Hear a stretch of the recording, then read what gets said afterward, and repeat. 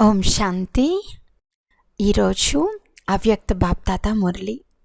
Date 29 June 2025. Revise course date 31/12/2005.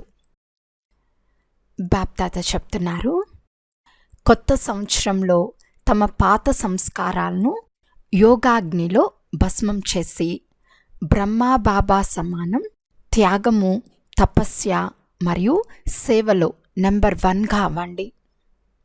ఈరోజు బాప్దాత నలువైపులా ఉన్న సన్ముఖంలో ఉన్నవారు కానీ, దూరంగా కూర్చుని హృదయానికి సమీపంగా ఉన్నవారు కానీ అందరికీ 3 విషయాల శుభాకాంక్షలను ఇస్తున్నారు.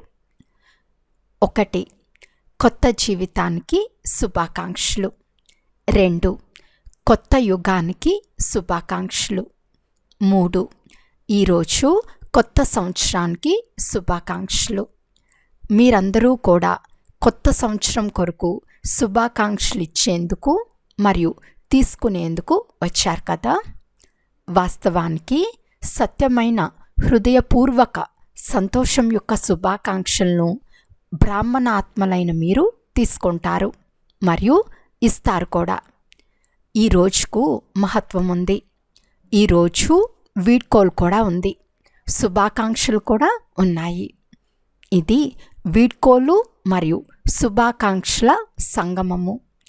ఈ రోజున సంగమం యొక్క రోజు అని అంటారు. సంగమానికి చాలా గొప్ప మహిమ ఉంది. సంగమ యుగం యొక్క మహిమ కారణంగా ఈ రోజుల్లో పాత మరియు కొత్త సంవత్సరాల సంగమాన్ని ఎంతో ఆడంబరంగా జరుపుకుంటారో మీ అందరికీ తెలుసు. సంగం యుగం యొక్క మహిమ కారణంగానే ఈ పాత కొత్త సంవత్సరాల సంగమానికి మహిమ ఉంది. ఎక్కడైతే 2 నదులు కలుస్తాయో, సంగమం జరుగుతుందో దానికి కూడా మహిమ ఉంది.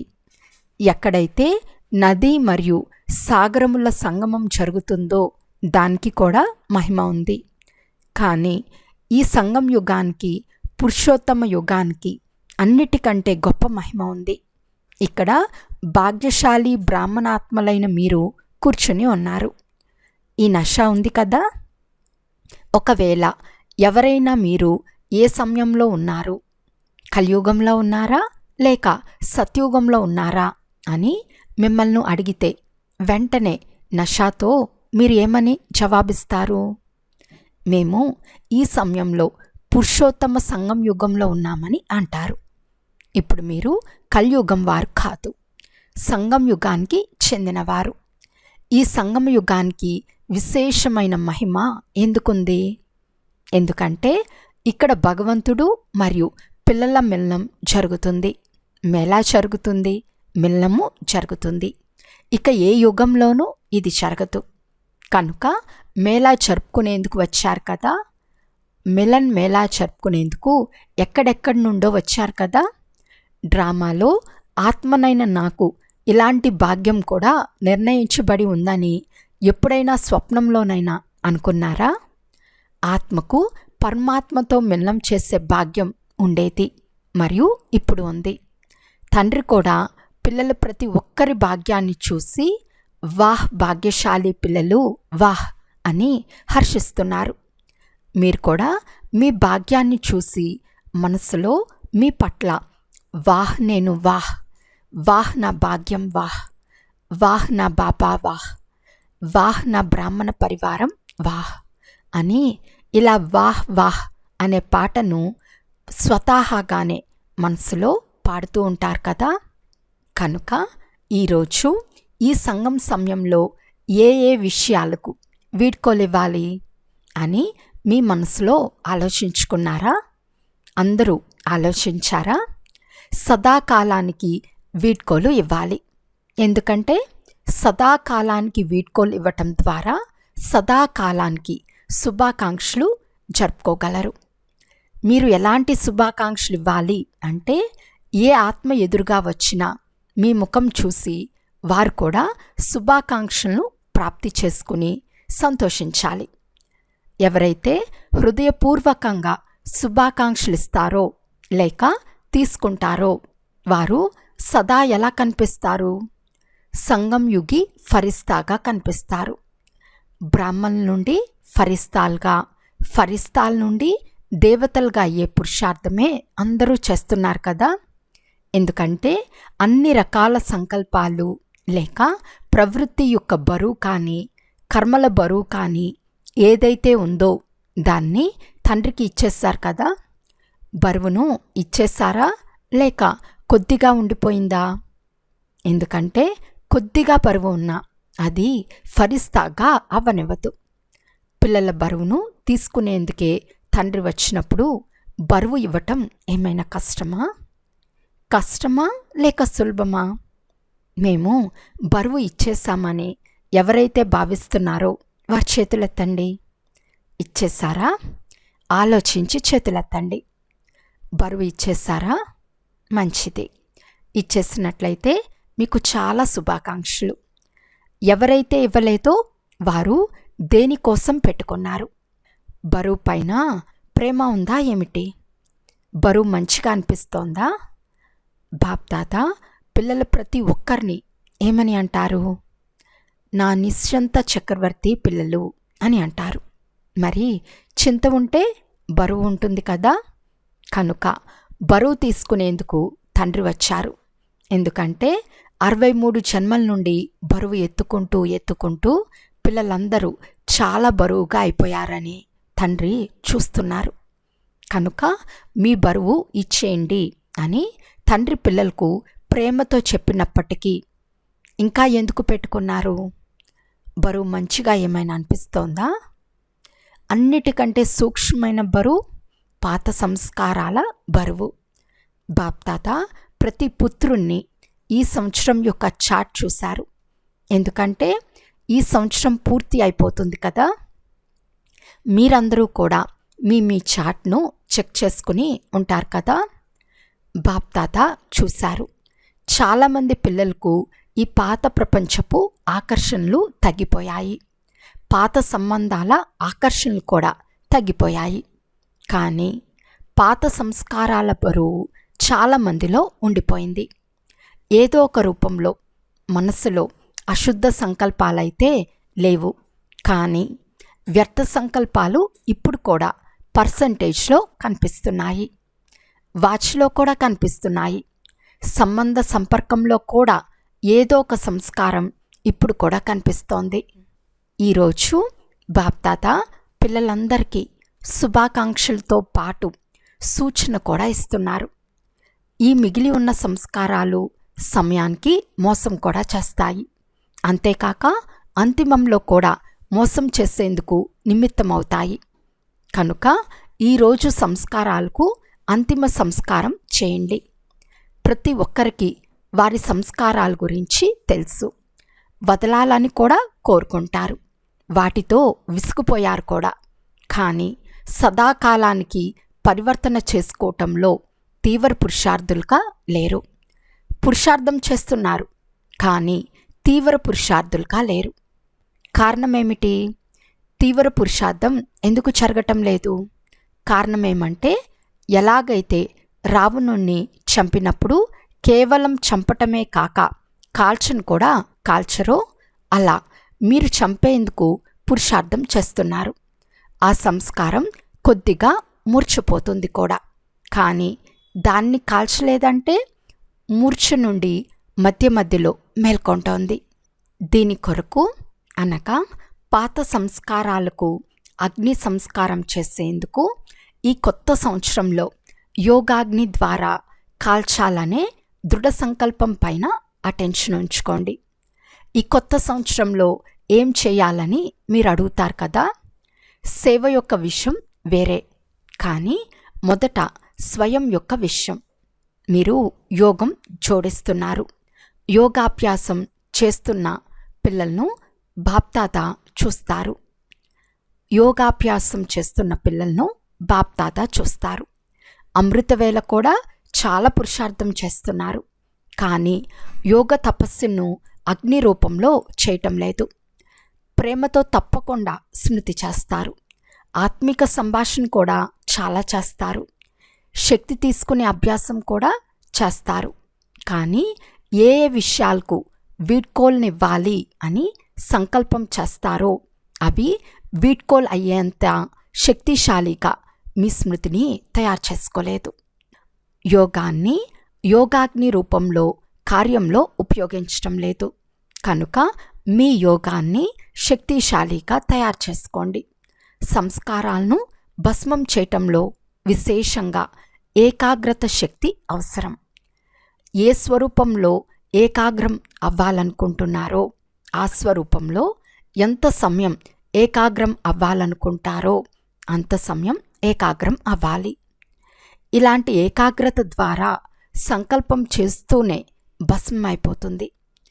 దీనినే యోగాగ్ని అని అంటారు. పేరు గుర్తులు కూడా సమాప్తమైపోతాయి.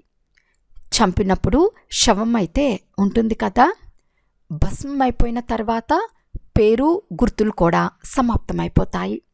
కనుక ఈ సంవత్సరం యోగాన్ని శక్తిశాలి స్థితిలోకి తీసుకురండి. మాస్టర్ సర్వశక్తివాన్ స్వరూపంలో ఉండి ఆర్డర్ చేయండి. అప్పుడు సమాప్తి చేసే శక్తి మీ ఆర్డర్ను అంగీకరించకపోవటం అనేదే జరగదు. మీరు యజమానులు, మాస్టర్లు అని పిలువబడతారు కదా. కనుక మాస్టర్ ఆర్డర్ చేసినప్పుడు శక్తి హాజరవ్వకపోతే వారిని మాస్టర్లు అని అంటారా? కనుక బాప్తాత చూశారు, ఎంతో కొంత పాత సంస్కారాల అంశం ఇప్పుడు కూడా ఉండిపోయింది. ఆ అంశం మధ్య మధ్యలో వంశాన్ని కూడా ఉత్పన్నం చేస్తుంది. అప్పుడది కర్మ వరకు కూడా వచ్చేస్తుంది, యుద్ధం చేయాల్సి వస్తుంది. కనుక సమయానుసారంగా పిల్లల యుద్ధం చేసే స్వరూపం బాప్దాదాకు నచ్చటం లేదు. బాప్దాదా పిల్లలు ప్రతి ఒక్కరిని యజమాని రూపంలో చూడాలనుకుంటున్నారు. ఆర్డర్ చేయగానే శక్తులు హాజరైపోవాలి.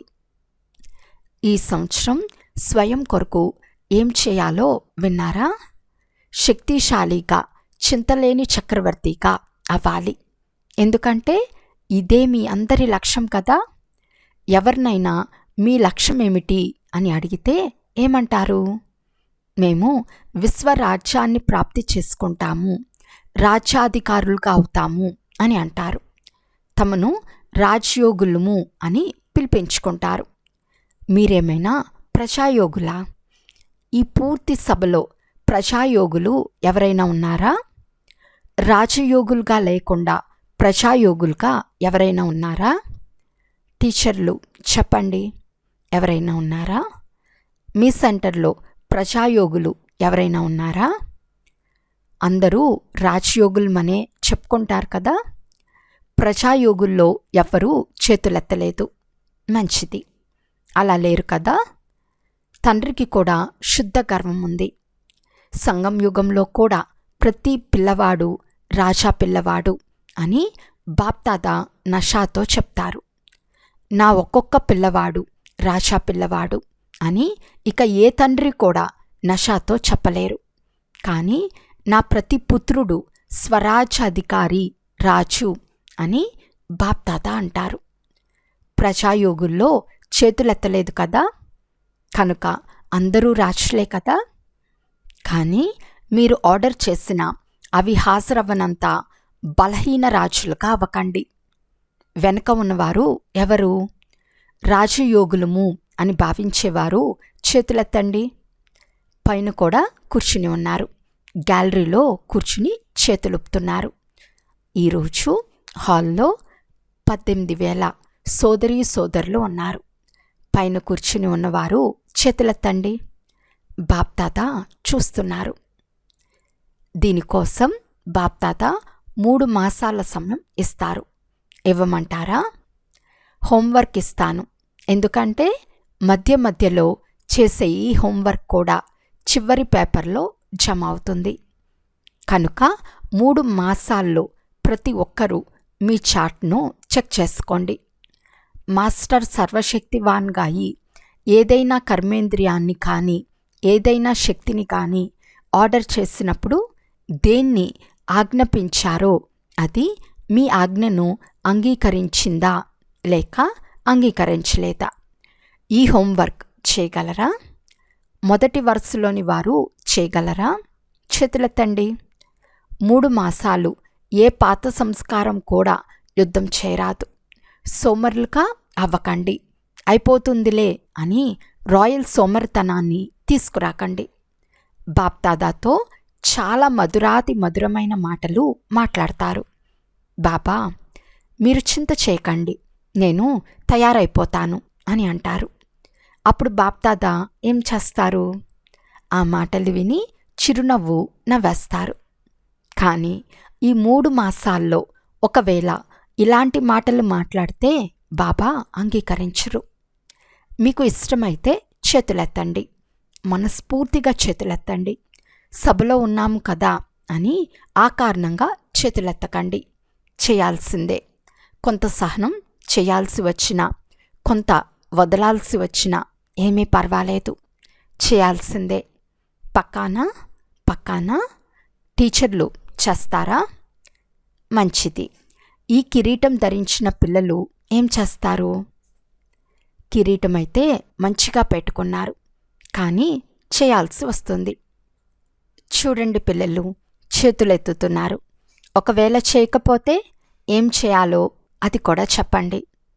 తర్వాత బాప్దాదా యొక్క సీజన్లో ఒక్కసారి రానివ్వము. ఎందుకంటే సమయం మీకోసం ఎదురు చూస్తూ ఉండటాన్ని బాప్దాదా చూస్తున్నారు. మీరు సమయం కోసం ఎదురు చూసేవారు కాదు, మీరు ఏర్పాట్లు చేసుకునేవారు. సమయం మీకోసం ఎదురు చూస్తోంది. సతోప్రధాన ప్రకృతి కూడా ఆహ్వానం చేస్తోంది. కనుక 3 మాసాల్లో మీ శక్తిశాలి స్థితి ద్వారా ఉండిపోయిన సంస్కారాలను పరివర్తన చేసుకోవాలి. ఒకవేళ 3 మాసాలు అటెన్షన్ పెట్టుకున్నారు అంటే ఇక ముందు కొరకు కూడా అభ్యాసం అయిపోతుంది. ఒకసారి పరివర్తన చేసుకునే విధి వచ్చేసింది అంటే అది చాలా పనికొస్తోంది. మీరు సమయం కోసం ఎదురు చూడకండి. ఎప్పుడు వినాశనం అవుతుంది, ఎప్పుడు వినాశనం అవుతుంది, ఎప్పుడు వినాశనం అవుతుంది అని అందరూ ఆత్మీక సంభాషణలో అడుగుతారు కదా. బయటికి మాట్లాడరు, కానీ ఎప్పుడు వినాశనం అవుతుందో ఏమో తెలియదు. 2 సంవత్సరాల్లో అవుతుందో, 10 సంవత్సరాల్లో అవుతుందో, ఎన్ని సంవత్సరాల్లో అవుతుందో తెలియదు అని లోపలే మాట్లాడుకుంటారు. మీరెందుకు సమయం కోసం ఎదురు చూస్తున్నారు? సమయం మీకోసం ఎదురు చూస్తోంది. కొద్దిగా తారీఖు ఏదో చెప్పండి. ఏ సంవత్సరం జరుగుతోందో చెప్పండి. 10 సంవత్సరాలు పడుతోందా, 20 సంవత్సరాలు పడుతోందా, ఎన్ని సంవత్సరాలు పడుతుంది అని తండ్రిని అడుగుతారు. మీరందరూ తండ్రి సమానంగా అయిపోయారా అని బాప్దాదా పిల్లలను ప్రశ్నిస్తున్నారు. పరదా తెరవమంటారా, లేక తెరిచినప్పుడు కొందరు తల దువ్వుకుంటూ, కొందరు ముఖానికి క్రీమ్ రాసుకుంటూ కనిపిస్తారా? ఒకవేళ ఎవరు రెడీగా ఉంటే, సంస్కారాలు సమాప్తమైపోయి ఉంటే పరదా తెరవటంలో బాప్దాదాకు ఆలస్యమేమీ అవ్వదు. ఎవరు రెడీగా అయితే అయిపోండి కదా. అయిపోతాము అని చెప్తూ చాలా సమయం తండ్రిని సంతోషపరిచారు. ఇప్పుడు అలా చేయకండి. అవ్వవలసిందే, చేయాల్సిందే. తండ్రి సమానంగా అవుతారా అని అడిగితే అందరూ చేతులెత్తుతారు. కనుక ఎత్తించే అవసరం లేదు. బ్రహ్మాబాబాను చూడండి. సాకారంలో బ్రహ్మాబాబాను అనుసరించాలి కదా. బ్రహ్మాబాబా త్యాగము, తపస్య మరియు సేవలను అంతిమ క్షణం వరకు సాకార రూపంలో ప్రాక్టికల్గా చేసి చూపించారు. శివబాబా తెలిపించే మహావాక్యాలను ఉచ్చరించే బాధ్యతను చివరి రోజు వరకు నిభాయించారు. చివరి మురళి గుర్తుంది కదా. 3 శబ్దాల వరదానం గుర్తుందా? అది నిరాకారి, నిర్వీకారి, నిరహంకారిగా అవ్వండి. ఎవరికి గుర్తుందో వారి చేతులెత్తండి. మంచిది, అందరికీ గుర్తుంది కనుక శుభాకాంక్షలు. త్యాగం కూడా చివరి రోజు వరకు చేశారు. తన పాత గదిని వదల్లేదు. పిల్లలు ఎంతో ప్రేమతో బ్రహ్మాబాబాకు చెప్పారు, కానీ పిల్లల కోసం నిర్మాణం చేయించమని చెప్పారు, కానీ స్వయం ఉపయోగించుకోలేదు. సదా అమృతవేళ 2:30-3 గంటలకు లేచి స్వయం పట్ల తపస్సు చేశారు. సంస్కారాలను భస్మం చేసుకున్నారు. అప్పుడే కర్మాతీతంగా అవ్యక్తంగా అయ్యారు, ఫరిస్తాగా అయ్యారు. ఏది ఆలోచించారో అది చేసి చూపించారు. ఆలోచించటం, చెప్పటం మరియు చేయటం మూడిట్లో సమానతను చూపించారు. అలా తండ్రిని అనుసరించండి. చివరి వరకు తమ కర్తవ్యాలను సంపూర్ణంగా నిభాయించారు. ఉత్తరాలు కూడా రాశారు. ఎన్ని ఉత్తరాలు రాశారు? సేవను కూడా వదల్లేదు. అలా తండ్రిని అనుసరించండి. అఖండ మహాదాని, కేవలం మహాదాని కాదు, అఖండ మహాదాని యొక్క ప్రాక్టికల్ రూపాన్ని చివరి వరకు చూపించారు. చివరి వరకు ఏ ఆధారం లేకుండా తపస్వి రూపంలో కూర్చున్నారు. ఇప్పుడైతే పిల్లలు కూర్చునేందుకు ఆధారం తీసుకుంటారు కదా, కానీ బ్రహ్మాబాబా ఆది నుండి అంతిమం వరకు తపస్వి రూపాన్ని ఉంచుకున్నారు. కళ్ళకు కళ్ళద్దాలు వేసుకోలేదు. నిరాధారంగా ఉండగలగటం అనేది సూక్ష్మమైన శక్తి. శరీరం పాతది. రోజురోజుకు ప్రకృతి, గాలి, నీరు కలుషితమవుతున్నాయి. కనుక ఎందుకు ఆధారం తీసుకుంటారు? కళ్ళద్దాలు ఎందుకు పెట్టుకుంటారు అని బాప్దాదా మీకు చెప్పరు. భలే పెట్టుకోండి, కానీ శక్తిశాలి స్థితిని తప్పకుండా తయారు చేసుకోండి. మొత్తం విశ్వం యొక్క కార్యాన్ని పూర్తి చేశారా? విశ్వ కళ్యాణ కార్యం పూర్తయిపోయింది అని మీరందరూ సంతుష్టంగా ఉన్నారా అని బాప్దాదా మిమ్మల్ని ప్రశ్నిస్తున్నారు.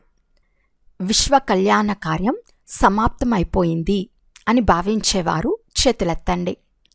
ఒక్కరు కూడా లేరా? మరి వినాశనం అవుతుంది అని ఎలా చెప్తారు? పని అయితే పూర్తిగా చేయలేదు కదా.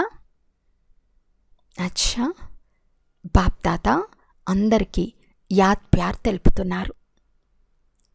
నలువైపులా ఉన్న సదా ఉమ్మంగ ఉత్సాహాలలో ముందుకు వెళ్ళేవారికి, సదా ధైర్యం ద్వారా బాప్దాదా యొక్క 16 రెట్ల సహాయానికి పాత్రులైన పిల్లలకు, సదా విజయీ రత్నాలకు ప్రతి కల్పంలో విజయులుగా అయ్యారు.